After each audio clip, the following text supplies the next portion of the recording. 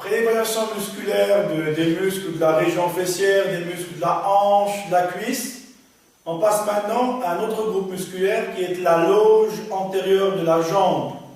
La loge antérieure de la jambe, comme vous l'avez vu en anatomie descriptive, présente à décrire 4 muscles.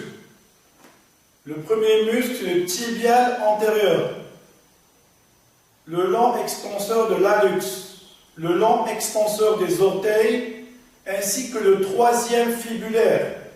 Et ce troisième fibulaire qui a une propriété sur le plan anatomique, c'est qu'il est inconstant.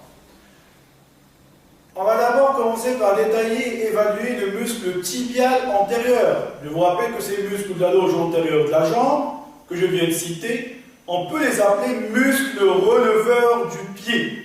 Ce sont des releveurs du pied. Releveurs du pied parce que ce sont des muscles extrinsèques.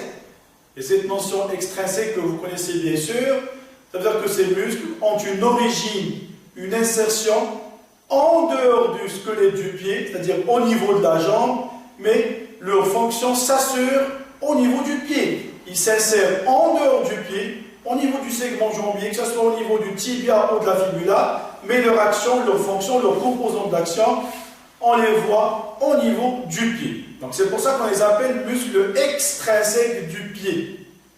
Donc le premier muscle, qui est le tibial antérieur, on ne va pas trop détailler l'anatomie et le rappel, c'est-à-dire les insertions d'origine à terminaison. Juste pour revenir sur ce muscle-là, donc le tibial antérieur s'insère sur les 2 tiers supérieurs de la face latérale du tibia, ainsi que sur la face latérale du condyle tibial externe. Je dis bien le condyle tibial, et non pas le condyle fémoral. Il se prolonge, il chemine tout au long de la jambe, pour se terminer au niveau de la base, face dorsale du premier métatarsien, avec une expansion au niveau de la face médiale du premier cunéiforme. Le premier cunéiforme du pied, les os du tarse.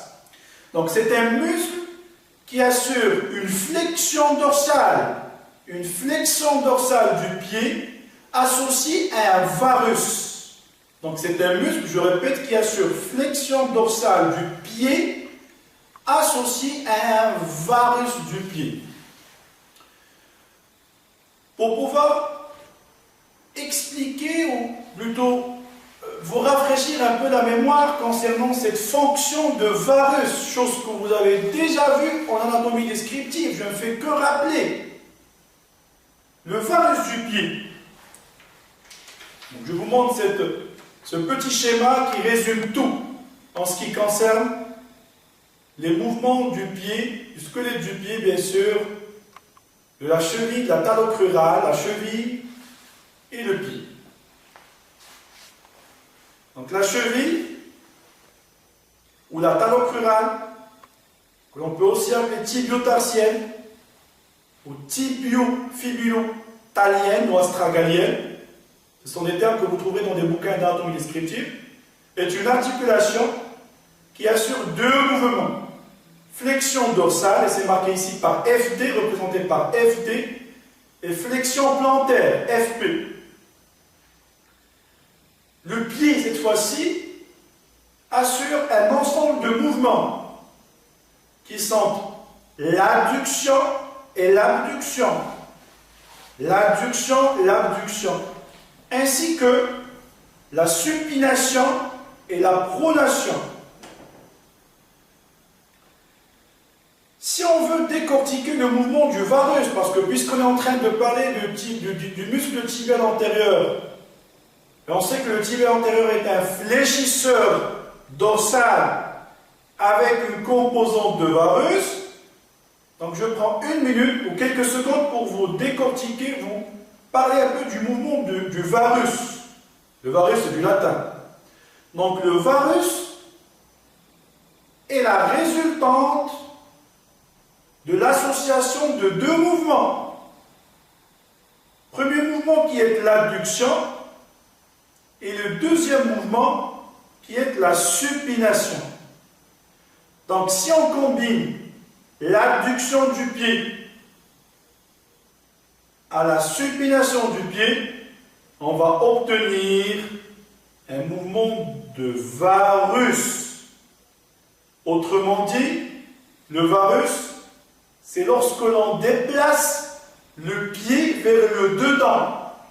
Lorsque je parle du dedans ou du dehors, on se réfère toujours à l'axe du corps. Donc, varus, c'est la résultante du mouvement d'adduction plus la supination. Donc, je récapitule. La cheville présente à décrire des mouvements de flexion dorsale, flexion plantaire. Le pied présente à décrire des mouvements d'adduction, d'abduction, de supination et de pronation. Si on revient à notre fameux muscle tibial antérieur qui fait partie des muscles de la loge antérieure de la jambe et qui fait partie des muscles releveurs, donc on appelle releveur parce qu'il relève, il soulève, il ramène la face dorsale du pied vers l'arrière et vers le haut. Ce fameux tibial antérieur assure un mouvement de flexion dorsale et une deuxième composante de varus. Et le varus qui est une résultante de l'adduction et de la supination du pied. C'est clair. Vous l'avez déjà vu dans votre cours d'anatomie descriptive. On le revoit ensemble juste pour vous rafraîchir la mémoire. Et il faut bien le retenir pour qu'on puisse avancer dans notre testing musculaire.